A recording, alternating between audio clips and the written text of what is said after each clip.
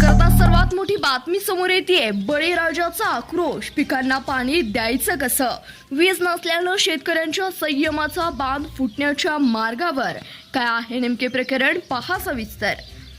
सांगोला तालुक्यातील वाटंबरे गावातील शेतकरी सध्या तीव्र वीज टंचाईमुळे अक्षरशः हतबल झालेत। एका बाजूला पावसाळ्याच्या तोंडावर शेतीची लगबग सुरू असून दुसऱ्या बाजूला शेतकऱ्याच्या विहिरी आणि बोरवेलरमध्ये पाणी उपलब्ध असतानाही ते पिकांपर्यंत पोहोचवण्यासाठी आवश्यक असलेली वीज मिळत नसल्यानं मोठं संकट निर्माण झालंय। पाणी असूनही पिकांना पाणी देता येत नाही, यापेक्षा मोठी शोकांतिका कोणती, याचा संतप्त सवाल येथील शेतकरी उपस्थित करीत आहेत। शेतकऱ्यांचं म्हणणं आहे की मागील काही दिवसापासून वीज पुरवठा अत्यंत अनियमित झालाय। अनेक वेळा तासनतास वीज गायब असते। रात्रीच्या वेळी वीज आल्यास शेतकऱ्यांना साप विंचवाच्या भीतीनं जागरण करून मोटारी चालवाव्या लागत आहेत। अनेकदा 100-200 व्होल्टेजच्या कमी दाबामुळे मोटारी सुरू सुद्धा होत नाहीत। त्यामुळे पिकांना वेळेवर पाणी मिळत नसून उत्पादनावर गंभीर परिणाम होण्याची भीती व्यक्त केली जाते।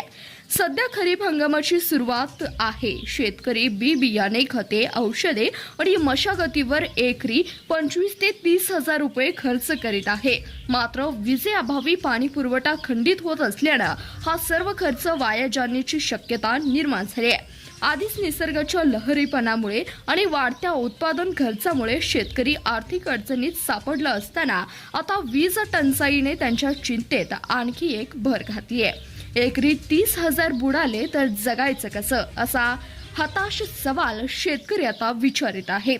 गावातील नागरिकांनी शेतकरी यांच्यामध्ये प्रशासन तसेच नेते मंडळींविषयी तीव्र नाराजी व्यक्त होतीये।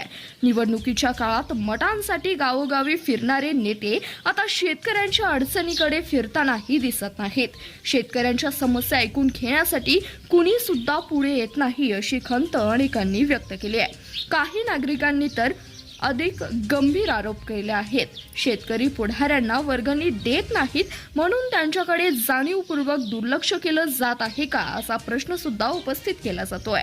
या आरोपामुळे परिसरातील चर्चा रंगली असून नेते मंडळींनी याबाबत आपली भूमिका स्पष्ट करावी, अशी मागणी होतीये।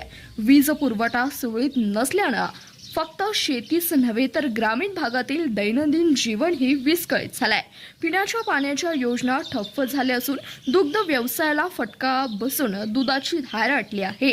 लघु उद्योग आणि घरगुती कामांनाही याचा परिणाम होत आहे। त्यामुळे हा प्रश्न केवळ शेतकऱ्यांचा नसून संपूर्ण गावाच्या जीवनावश्यक निगडीत असल्यानं नागरिकांचं म्हणणं आहे। धन्यवाद। पाहत रहा CBS न्यूज मराठी।